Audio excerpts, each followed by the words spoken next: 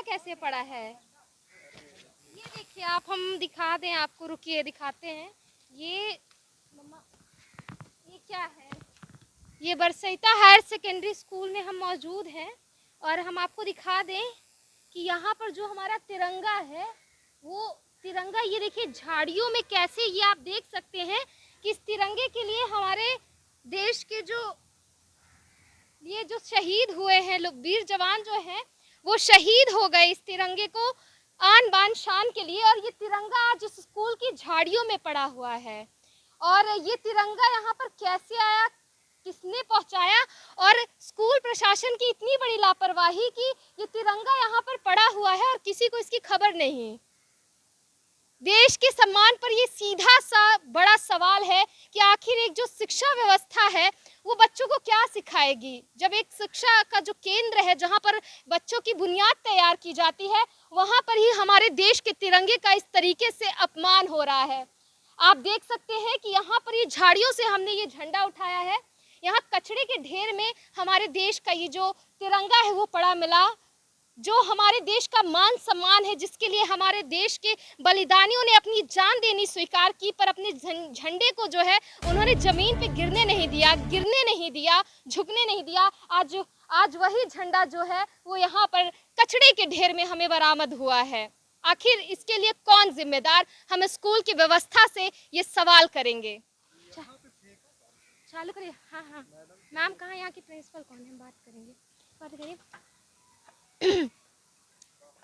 Madam आप यहाँ की प्रिंसिपल हैं स्कूल की? हाँ जी। ये अभी हम यहाँ पर देख रहे थे, विजिट कर रहे थे। ये हमने, आपका नाम क्या है? कविता शुक्ला। कविता शुक्ला। ये देश का झंडा जो है ये आन बान शान है हमारे देश की, इसके लिए लोग जान दे देते हैं बॉर्डर पर अपनी। शहीदों ने ये झंडा गिरे ना झुके ना, इसके लिए उन्होंने अपनी जान देनी सही समझी, लेकिन ये झंडा जो है वो कचरे के ढेर में हमें मिला। इसके लिए ये कौन जिम्मेदार है इसके लिए? ये तो हम नहीं बता सकते हैं, वैसे हम स्टाफ के द्वारा तो ऐसा बिल्कुल नहीं किया गया। आप प्रिंसिपल हैं, हाँ, बिल्कुल आपके निरीक्षण में ये सब कुछ, पूरा कैंपस जो है आपके निरीक्षण में रहता होगा। आप यहाँ देखिए बगल में मध्याह्न भोजन बनता है, तो यहाँ पे आपको सब कुछ मालूम होना चाहिए ना कि यहाँ कैंपस के अंदर क्या गतिविधि हो रही है, क्या गतिविधि नहीं हो रही है, और सब कुछ होना चाहिए। बिल्कुल सही कह रहे हैं। ये चूँकि उस दिन हर बच्चे के पास झंडा था 15 अगस्त को। अब कौन सा बच्चा यहाँ पर फेंका, कैसे फेंका, ये हमको जानकारी नहीं। तो मैडम आप इस स्कूल की प्रिंसिपल हैं, ये आपकी जिम्मेदारी बनती है कि कौन क्या परिसर के अंदर जो व्यवस्था या अव्यवस्थाएं होंगी, ये हर एक चीज़ की जिम्मेदारी आपको पद और ओहदा दिया गया है, तो इस चीज़ की पूरी जो जिम्मेदारी है वो आप पर आती है। आपको पता है कि राष्ट्रीय ध्वज का जो अपमान करने पे है राष्ट्रीय गौरव संहिता लगती है। इसके लिए देश के किसी भी व्यक्ति पर 3 साल की सजा, जुर्माना या फिर दोनों हो सकता है। और ये अपमान जो है देश के तिरंगे का अगर एक स्कूल में हो रहा है, एक शिक्षा के संस्थान में हो रहा है, तो ये तो बहुत बड़ी बात और बहुत शर्म की बात है। मैडम इस पर आप क्या कहेंगी? नहीं, हम इस गलती को मानते हैं कि हमारे द्वारा देखा निरीक्षण नहीं किया गया, लेकिन स्टाफ के द्वारा और इसके द्वारा नहीं हुआ, क्योंकि उस दिन हर बच्चे के पास ये झंडा था और पूरी रैली निकाली गई। उसके बाद आपने विजिट कैंपस तो रोज विजिट करती होंगी आप, हम पहली बार आए हैं आज आपके कैंपस में और हमने ये हम गलती मानते हैं। और हमने देखा, हम आपका ये पेयजल की टंकी देखने आए और हमने देखा तो जस्ट उसके पीछे ही हमें ये झंडा दिखाई दे गया है आपके सामने। हम आपके साथ ही यहाँ पे आए हैं, इसके पहले हम कभी नहीं आए। हमने सिर्फ ये मध्याह्न भोजन के यहाँ पे आपका ये विजिट करने आए, टंकी के पीछे हमें ये झंडा हमें दिखाई दे गया। मैडम आज तक अभी तक आप लोग को किसी को यहाँ पे ये झंडा नहीं दिखा, बताइए ये कितनी शर्म की बात है कि हमारे देश का जो झंडा है वो इस तरीके से एक शिक्षा के केंद्र में है जो अपमानित हो रहा है। इस पर अब बताइए, इस पर आप क्या एक्शन लेंगी, आपका क्या कहना है? ये हम अभी स्टाफ से पूछेंगे और यहाँ पर जो प्यून है या भृत्य हैं, इन लोगों से पूछेंगे कि जो साफ सफाई और उसके करते हैं तो ये कैसे आए, उनके उसमें हम एक्शन लेंगे, पूछेंगे कि कहाँ से लेंगे।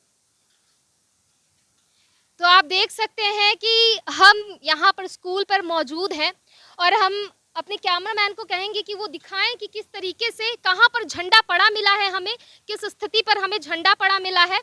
हम ये दिखा सकते हैं आपको कि हमें उस कचड़े के ढेर में वहाँ पर झाड़ियों पे ये झंडा जो है, ये तिरंगा जो है देश की आन बान शान, ये हमें वहाँ पर पड़ा हुआ मिला है।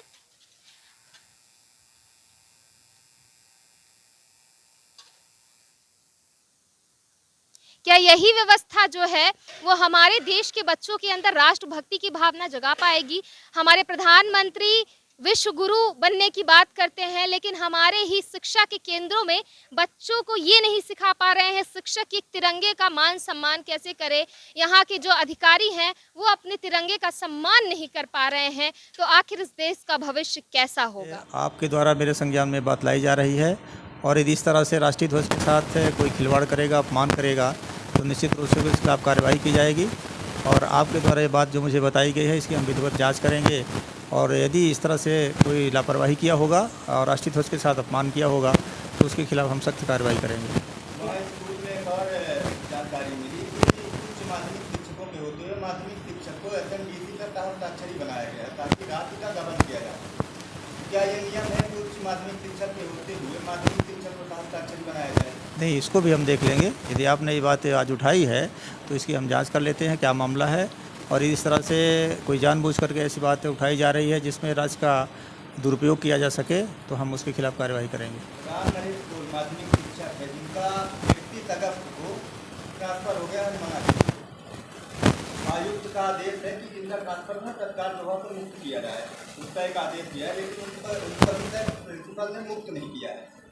अभी हम जानकारी लेते हैं, प्रिंसिपल से बात करते हैं कि उनको यदि ट्रांसफ़र हो गया है तो क्यों नहीं मुक्त किया है। लोगों का कहना है कि उनके जो वो है प्रिंसिपल है उनके पिताजी राजनीतिक पृष्ठभूमि से आते हैं, उनके ऊपर कोई कार्रवाई नहीं, ऐसा कुछ नहीं चलेगा।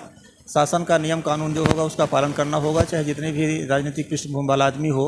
यहाँ तो शासन के नियम निर्देश जो हैं, वरिष्ठ कार्यालय के नियम निर्देश, उसका पालन करना पड़ेगा। क्या कार्रवाई होगी अगर मुक्त नहीं किया जाता है? नहीं, पहले तो हम देख लें कि मतलब यदि उन्होंने मुक्त नहीं किया है तो हम उसे स्पष्टीकरण लेंगे कि किस कारण से आज तक उन्होंने मुक्त नहीं किया है, और यदि उनका स्पष्टीकरण समाधान कारक नहीं होगा तो उसके खिलाफ हम कार्रवाई करेंगे। राष्ट्रीय ध्वज वाले में नियम के तहत इसमें 3 साल की सजा है अगर कोई अपमान करता है। इस पर क्या है, नहीं, करवाएं कि नहीं करवाएं? वही तो कह रहे हैं कि पहले उसकी वास्तविकता की जांच हो जाए ना कि है मामला क्या है। हमारे पास उसका वीडियो विजुअल है हमारे पास। ठीक है ना, वो मुझे दीजिए, उसकी हम जांच करा लेते हैं विधिवत, और जिस तरह का अपराध होगा उसके हिसाब से हम जो ध्वज कंडिका है उसके हिसाब से हम उस पर कार्रवाई करेंगे। जो लोक शिक्षण आयुक्त है उन्होंने आदेश दिया है जिनका ट्रांसफर हो गया, 8 सितंबर को शायद ये आदेश आया है, तो उन्हें तत्काल प्रभाव से मुक्त किया जाए। क्या ये उनके आदेश की अवहेलना नहीं है? यदि आज तक उन्होंने मुक्त नहीं किया है आदेश के बावजूद भी, तो ये निश्चित रूप से अवहेलना है और इसकी हम जांच करके और कार्रवाई करेंगे।